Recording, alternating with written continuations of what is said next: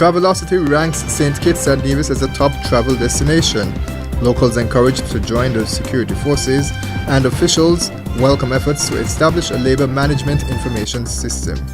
These are some of the headlines for the week of February 4th-9th. I am Ian Richards. Welcome to the SKNIS Week in Review.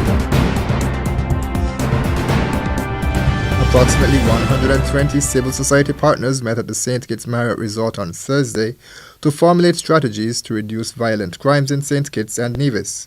The National Crime Reduction Symposium was facilitated by international consultant and crime reduction specialist Dr. Neil Shaitan, who presented the varying psychosocial factors that cause crime.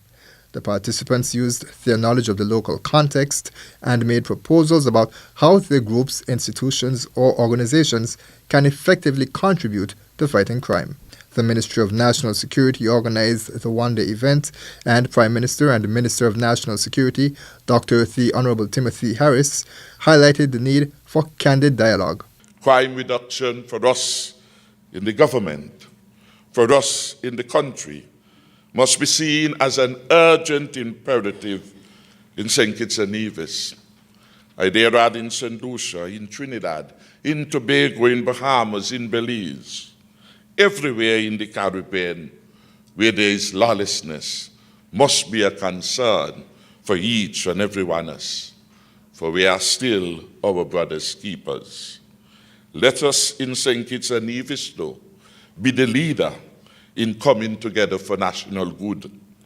The good is to make St. Kitts and Nevis the safest place to live, to grow up, to work, to invest, and indeed the safest place to be.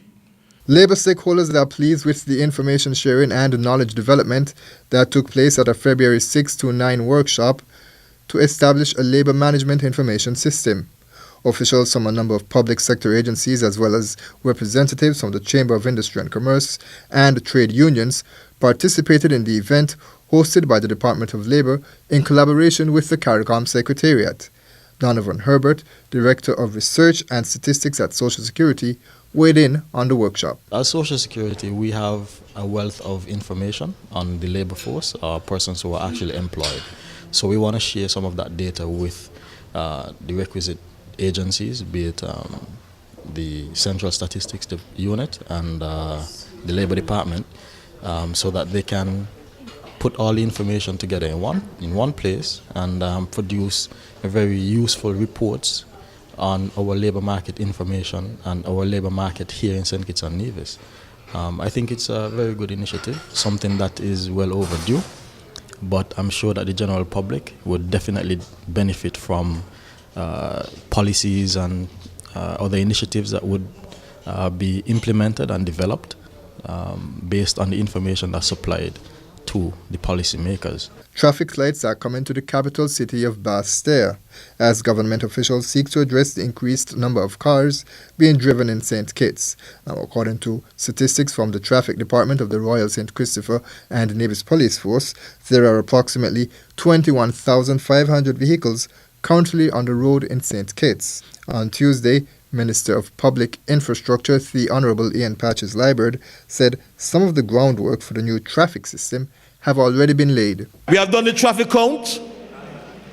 We have already identified the areas with the joints, and in the next couple of months, we will have traffic lights in the country. Now, Inspector Carl Keynes, head of the Traffic Department, said that a sensitization campaign will have to be implemented to ensure that the public understands the different signals and pedestrians can learn when it is safe to cross the roads. Plans were announced on Wednesday that the government is preparing to launch 5 new mobile applications, commonly referred to as apps.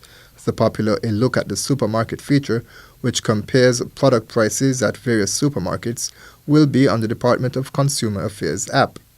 There will also be a crime reporting app, SKNIS app with up-to-date government news and information, an events directory planner to inform persons about government events that are happening, and a directory of government services.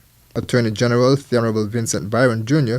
is the minister responsible for technology. This is our first step towards a fuller library of apps that would allow you as a citizen to receive information from the government And we will be, as the year goes on, be also introducing some that allows you as well to participate, to talk to the government, to inform us. And this is one of our e-citizen services that we'll be doing as part of our good governance agenda as this year proceeds. Prime Minister of St. Kitts and Nevis, Dr. The Honorable Timothy Harris, has called on able-bodied residents to sign up to fill vacancies that exist within several national security agencies. He said there are more than 100 jobs that are available within the Royal St. Christopher and Nevis Police Force, the St. Kitts and Nevis Defence Force, and the St. Kitts and Nevis Fire and Rescue Services.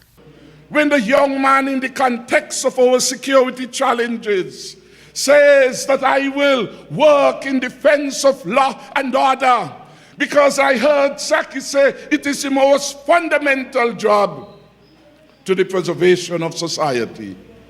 What better calling could there be? What better calling? And that is why the government has been reaching out. That is why for the last 2 years we gave the security forces their largest budget ever in the history.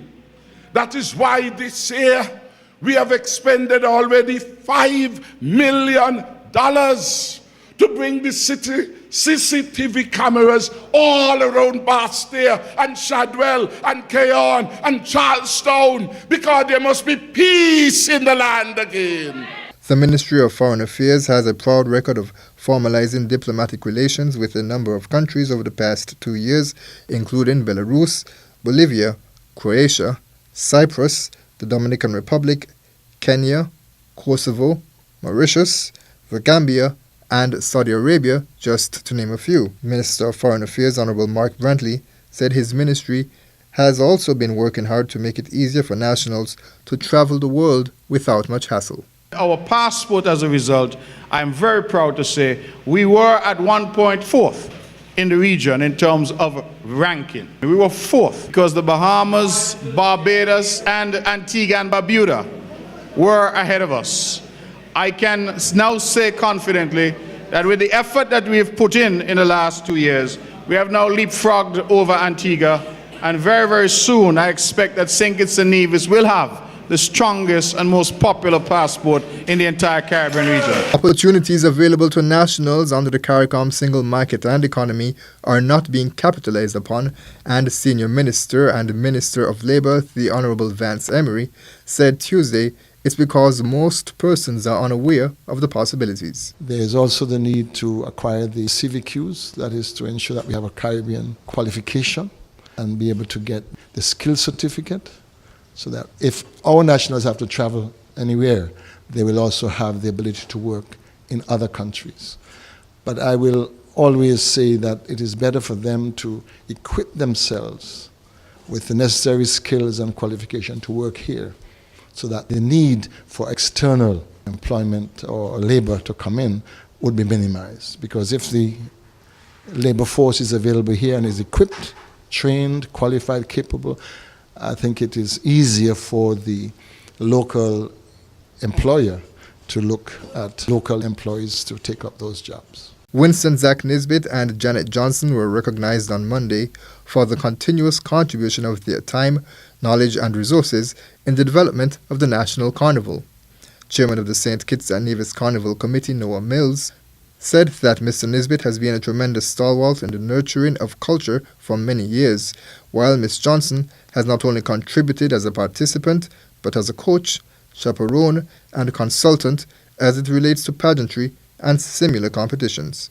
Deputy Prime Minister and Minister responsible for Culture, the Honourable Sean Richards, shared similar sentiments while congratulating the pair. Today we are here at the Minister's office to pay homage and recognize in a small way the contributions of both individuals, Miss Janet Johnson and Mr. Winston Zach Nisbet. No doubt I can venture to say that when these individuals perform and present their responsibilities, duties and services, they are oftentimes contractually engaged.